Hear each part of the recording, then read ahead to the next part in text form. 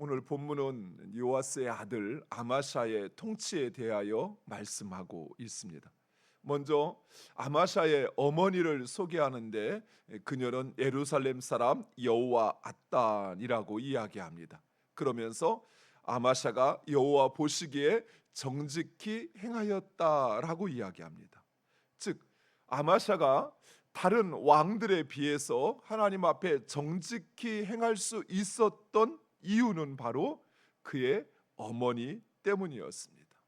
그런데 이 아마샤의 어머니 여호와따는 바로 이전 대제사장 여호야다가 요아스에게 아내로 정하여 준 예루살렘 사람이었습니다.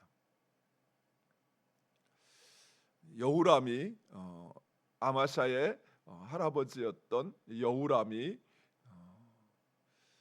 북이스라엘의 이세벨의 딸을 아내로 얻어 그만 그 나라가 유다가 위험하여지고 또 어려운 지경에 놓였던 것을 알고 있었던 여호야다는 오히려 일부러 요아스의 아내를 예루살렘 사람으로 유다 사람으로 얻게 하였던 것입니다. 이처럼 여호야다는 죽어서도 유다와 아마샤에게 선한 영향력을 미칩니다.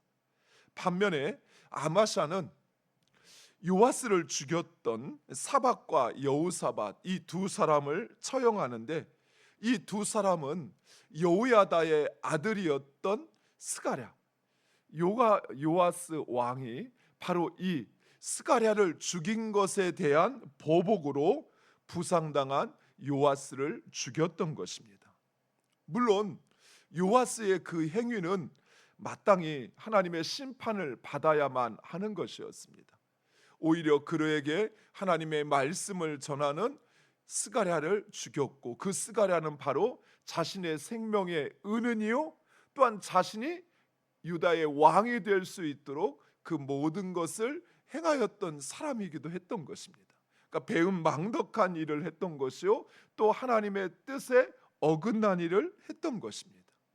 하지만 요아스를 죽일 권한이 그들에게는 있지 않았다라는 것입니다. 더욱이 하나님께서 기름 부은 왕과 또 선지자들을 복수심만으로 죽이는 것을 하나님은 결코 원치 않으신다는 사실입니다. 그래서 다윗은 기회가 있었음에도 불구하고 사울 왕을 죽이지 않았던 것입니다. 하나님께서 기름 부어 세우신 왕이었기에 그를 해치는 것을 하나님이 원치 않는다. 다윗은 그리 확신했던 것입니다.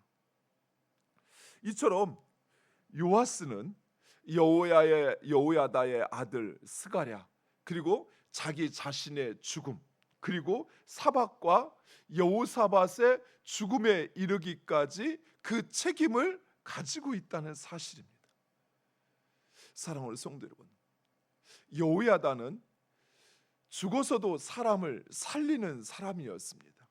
반면에 변심한 요아스는 사람을 죽이는 사람이 되어버렸던 것입니다.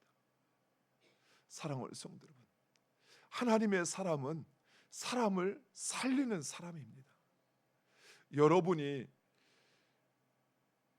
처하여진 그곳, 여러분이 함께하는 그것을 통해서 누군가를 살리고 누군가에게 선한 영향력을 줄 수 있는 그런 사람이 되어야 합니다.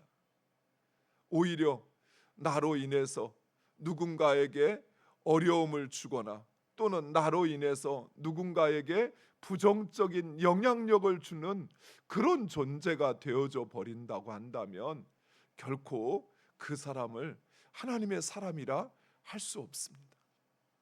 하나님의 사람은 그가 있는 곳에서 선한 영향력을 끼치는 사람입니다. 사람을 살리는 일에 자신의 역량을 쏟는 사람인 것입니다. 아마샤는 요아스를 죽인 두 사람을 처형을 하게 합니다. 하지만 그는 율법에 따라 그들의 자녀는 죽이지 않았습니다. 당시 권력과 힘을 가진 아마샤에게 이 욕구는 되게 강력했을 것입니다. 우리나라 역사에도 이런 일이 있었죠. 연산군이 그랬죠. 갑자사화라고 하는 일을 연산군이 벌이게 되는데, 자신의 생모가, 자신을 낳은 친어머니가 억울하게 폐위당하여 죽었다는 사실을 알게 되자 그것과 연관된 모든 사람들을 처형을 하게 됩니다. 심지어 죽은 사람들은 그 시신을 묘에서 꺼내 부관 참시하는 일을 하게 하는데, 이때 연산군이 죽인 사람은 그 자신의 어머니를 죽인 일과 관련된 사람들의 사돈의 8촌까지 모두 다 죽였다고 합니다. 복수심 때문이기도 했지만, 또한 그들이 자신에게 다시 보복할 것을 두려워하여 이처럼 완전히 그 가문을 멸족시켰던 것입니다. 요아스도, 아마샤도 충분히 그런 복수심과 그리고 또한 보복에 대한 두려움을 가지고 있었습니다. 하지만 아마샤는 하나님을 신뢰하였고, 그리고 하나님의 말씀을 따라 행하였다는 사실이, 사랑하는 성도 여러분, 우리 역시 마찬가지.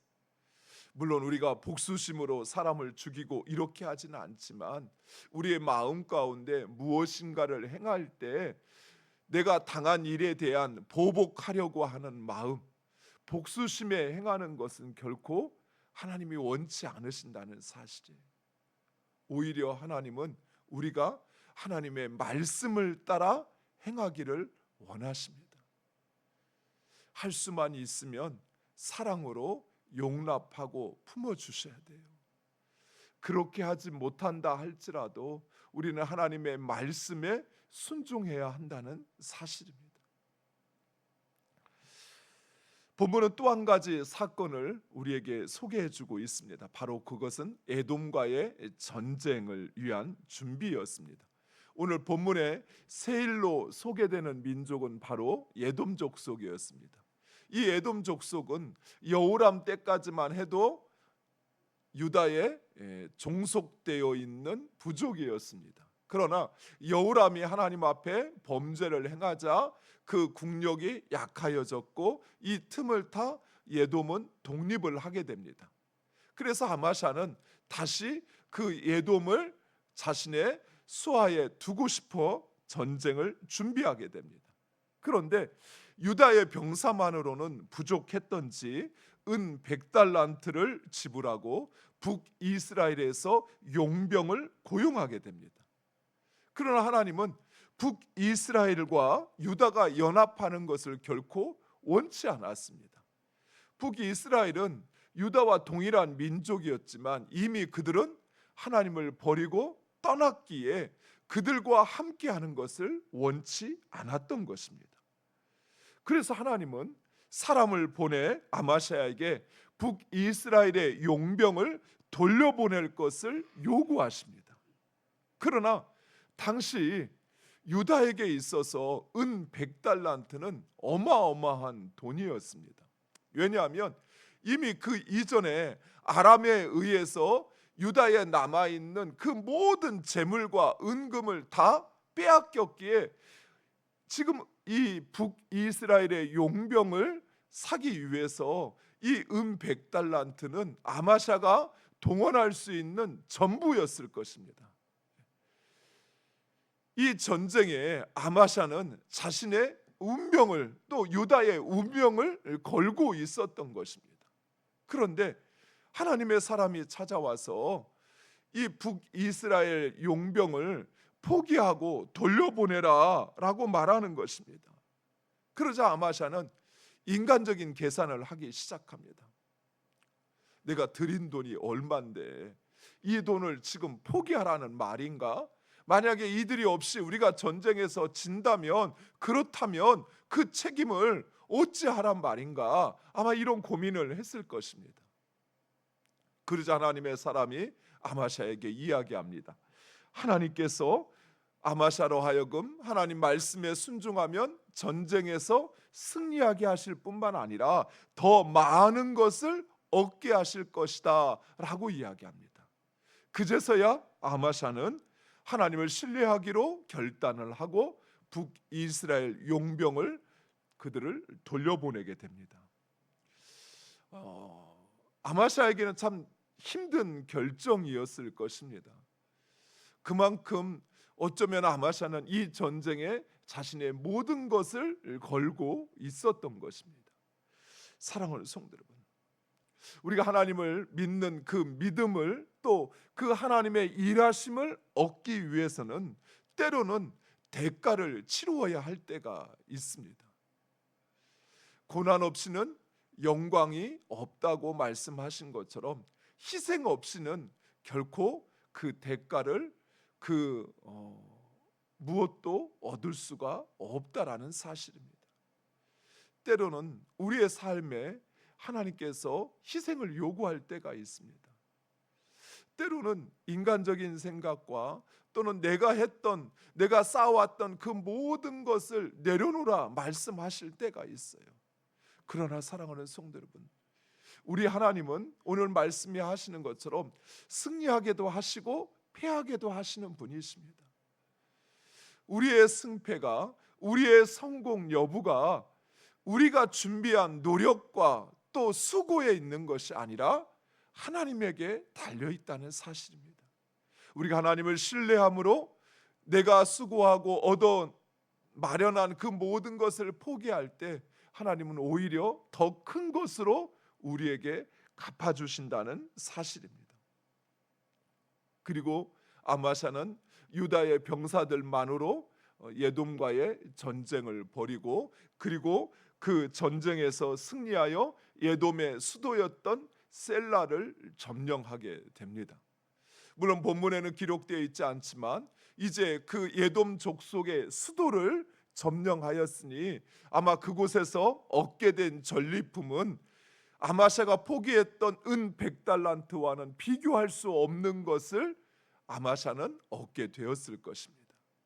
사랑하는 성도 여러분, 이처럼 때로는 우리가 주님의 뜻대로 살기 위하여 우리에게 치루어야 할 그 대가와 희생, 그러나 우리가 순종할 때 하나님으로부터 얻게 되는 것은 그것과는 비교할 수 없는 것이라는 사실 기억하시기 바랍니다.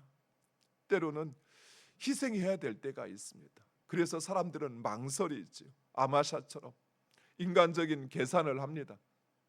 그렇게 하면 나에게 돌아오는 것은 무엇인가? 내가 얻을 수 있는 것은 무엇인가? 라고 하는 것을 계산하게 됩니다.